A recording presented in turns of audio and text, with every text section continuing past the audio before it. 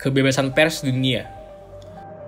Pada 1993, Sidang Umum Perserikatan Bangsa-Bangsa menetapkan 3 Mei sebagai hari untuk memperingati prinsip dasar kemerdekaan pers, demi mengukur kebebasan pers di seluruh internasional. Sejak itu, 3 Mei diperingati demi mempertahankan kebebasan media dari serangan atas independensi dan memberikan penghormatan kepada para jurnalis yang meninggal dalam menjalankan profesinya.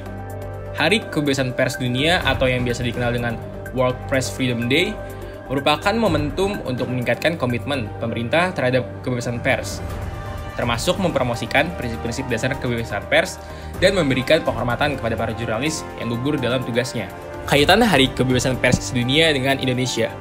Pada 23 September 1999, Presiden Indonesia B.J. Habibie mengesahkan Undang-Undang Nomor 40 Tahun 1999 tentang pers, yang mencabut wewenang pemerintah untuk menyensor dan memberedel pers. Akan tetapi, dalam kenyataannya, profesi jurnalis masih menjadi salah satu profesi yang paling terancam di Indonesia. Pemerintah melalui aparat penegak hukum, baik dalam lingkungan peradilan umum maupun peradilan militer, terus menjalankan praktik impunitas, melindungi para pelaku pembunuhan terhadap jurnalis dari jeratan hukum. Sejak 1996 hingga sekarang, sedikitnya ada 8 kasus pembunuhan dan kematian misterius jurnalis yang belum diusut tuntas oleh polisi. Pembunuh jurnalis Fuad Muhammad Syarifuddin alias Udin. Udin tewas dianiaya oleh orang tidak dikenal pada 16 Agustus 1996. Hingga kini gagal diungkap polisi, dan kegagalan itu lebih diakibatkan tidak adanya kemauan polisi untuk mengungkap dan menangkap pembunuh Udin.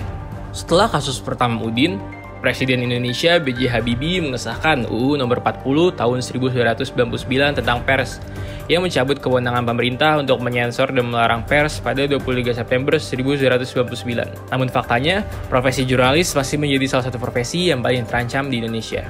Dalam catatan Aliansi Jurnalis Independen Indonesia atau AJI, sejak tahun 1996 telah terjadi 12 kasus pembunuhan jurnalis dan 8 diantaranya belum selesai dan belum diadili. Kekerasan yang berlanjut di Indonesia. AJI Indonesia memantau kasus kekerasan terhadap jurnalis sejak 1997. Setidaknya ada 30 kasus per tahun.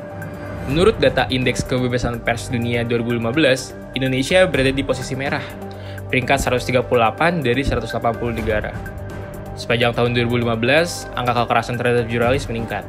Ada 44 kasus kekerasan terhadap jurnalis di tahun 2015, meningkat dibanding tahun 2014 yang mencapai 40 kejadian. Kebebasan dan independen pers merupakan salah satu bentuk wujudnya demokrasi dari sebuah negara.